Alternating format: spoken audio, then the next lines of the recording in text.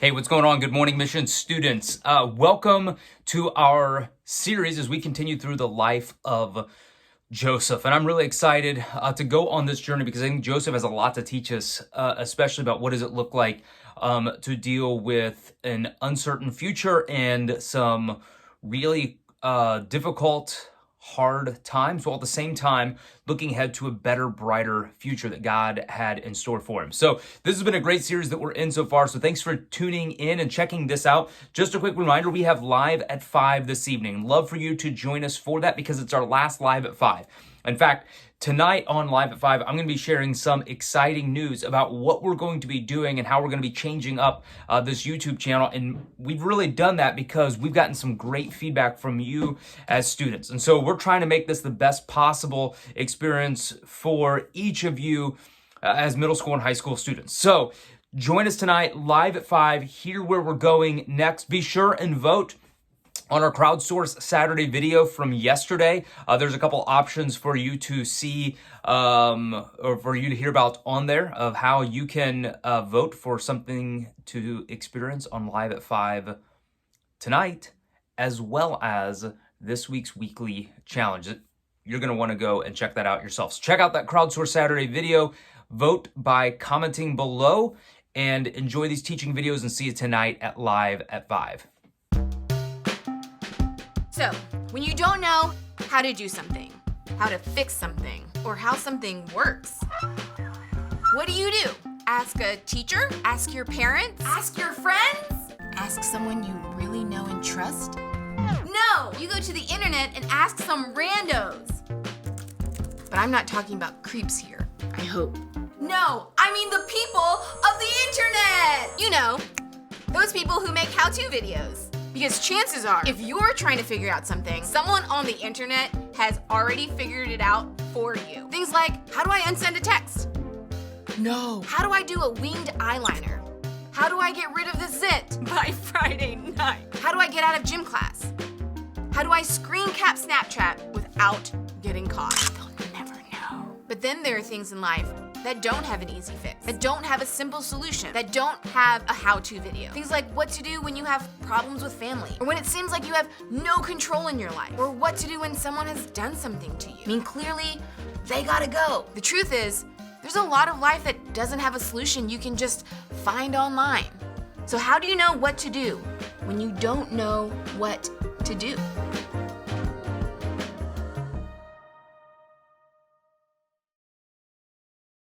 Not long ago, I was at the grocery store. I was just there to pick up a few essential items. And about halfway to my car, I noticed a $20 bill on the ground. Now feel free to judge me all you want, but these are some of the thoughts that were running through my mind. Just ignore it and leave it, because whoever dropped it is gonna come back and look for it. Take it. It is your lucky day, and God gave you a special $20 bill from heaven. It's the parking lot. It's not like somebody dropped it by the register. If it were that big of a deal, they wouldn't have dropped it to begin with. You need to take this inside and give it to a manager, because someone's gonna come looking for it. $20 bills is a lot of money, but it's not like someone dropped a stack of cash or their wallet. Who cares if you take it? Y'all, I had all the thoughts. Plus, I was in a rush. So with all of these options, the question that was blaring in my mind was, what is the right thing to do?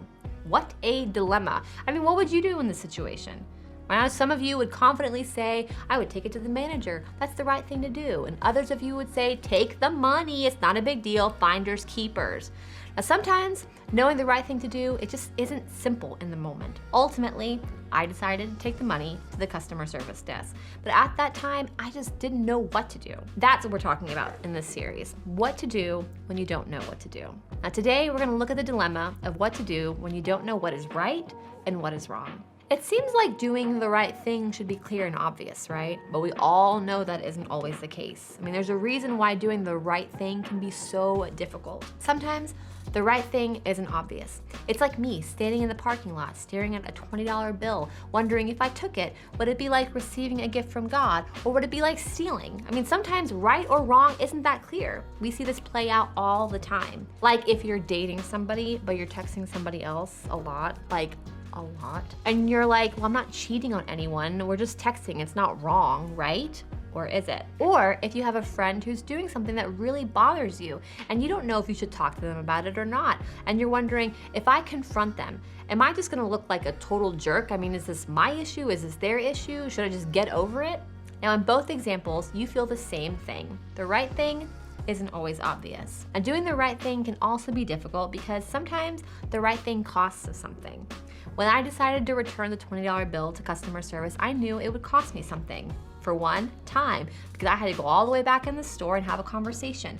But it also cost me the $20 that could have been mine. You know what it feels like when the right thing to do costs you something.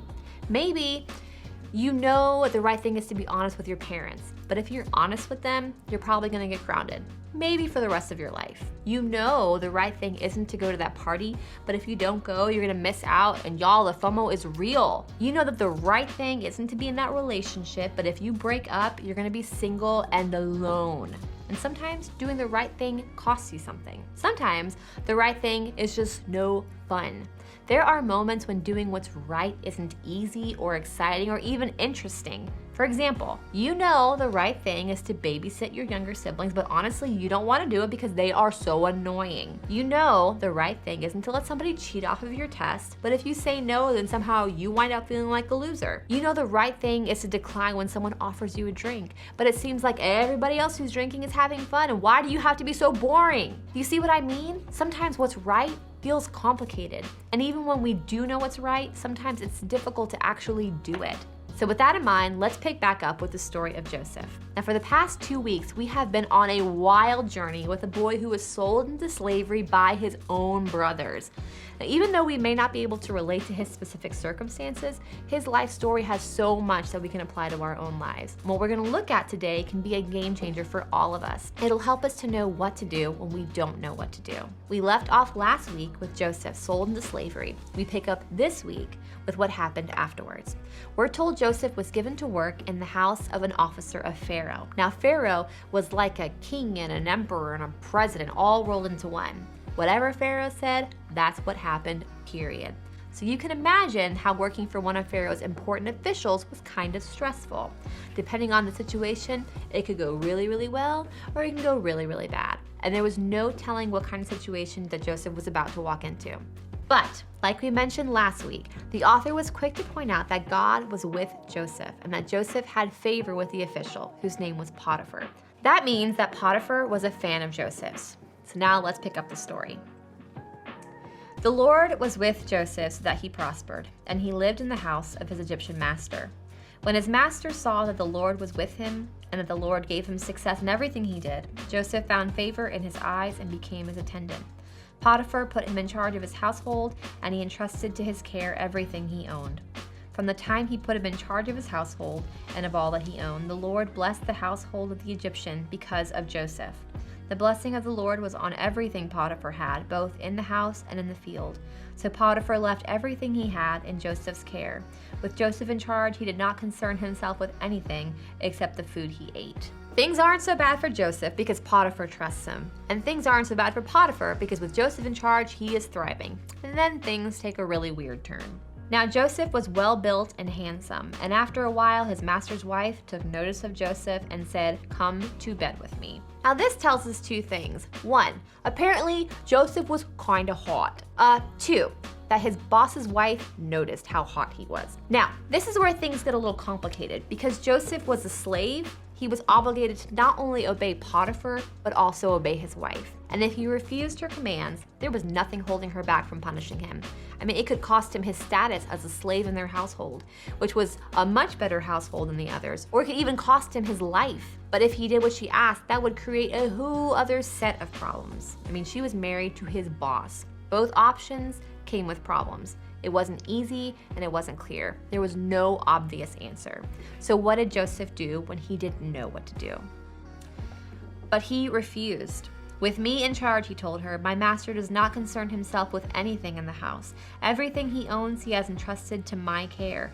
No one is greater in this house than I am. My master has withheld nothing from me except you, because you are his wife. How then could I do such a wicked thing and sin against God?" And though she spoke to Joseph day after day, he refused to go to bed with her or even be with her. Basically, out of respect for Potiphar and out of an even bigger respect for God, Joseph simply did the next right thing. He didn't make a decision based on the consequences he might face because of his decision, like losing his job or even his life. He made a decision based on what was right. And what was right was turning down Potiphar's wife. It was complicated, it was challenging, but it was the right thing to do. And the thing is, it wasn't exactly like his life was perfect as a result of making the right choice. In fact, things got worse. Potiphar's wife falsely accused Joseph of rape. Potiphar believed his wife and had Joseph thrown into prison. It's not exactly the happy ending you're hoping for when you do the right thing, but Joseph didn't make his decision based on what it might mean for him. He did what was right, regardless of the outcome. Now, the outcome for Joseph in the situation wasn't great, but there's a word I want you to know that changes everything when it comes to the whole doing what's right dilemma, and that word is integrity. Maybe you've heard this word before. Integrity means doing what's right regardless of the outcome. It means choosing what's right no matter what. Sometimes doing the right thing will get you an applause, and sometimes it won't. Sometimes doing the right thing will cost you something, and sometimes it won't. Sometimes doing the right thing will be empowering, and sometimes it won't. We don't always know how choosing to do the right thing will play out, but having integrity in our decision making leaves room for fewer regrets long term. Chances are we are never going to find ourselves in the kind of situation that Joseph was in. But we will probably all find ourselves at a crossroads at some point where we will have to decide what to do without knowing how it's going to play out. It could go better than we thought, it could go worse than we thought. But when we make our decisions with integrity, based off of what is right and not off of what the outcome will be, we are living lives we can be proud of. So here's one thing we can remember. When you don't know what to do, do the next right thing. So try this. First, think of one situation where you feel stuck at a crossroads. What decision or choice causes you to feel stressed or anxious? So think about that, and then second, figure out what is the next right thing for you. Here's the deal. We all sit here in church and decide we're gonna do the next right thing, and then we leave and find ourselves in the situation to do it, and we don't.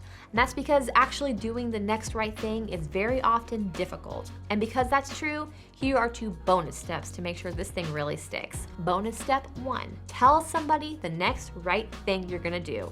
And bonus step 2, invite them to ask you this week if you did it. That's how we live lives of integrity, knowing the next right thing and then doing the next right thing, and inviting someone else to come alongside us. Doing the next right thing doesn't have to be the sad, lonely venture, so invite someone into your story. There is strength that shows up when you allow someone to show up with you. And there is nothing about Joseph's decision that was easy, and there's nothing about the outcome that was good.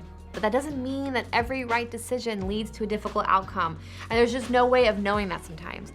But what we do know is that God is with us no matter how things go, and that makes any outcome so much more bearable. So as you head out, think about a situation where you need to do the next right thing. Think about exactly what you need to do, but just know, you do not have to do this alone.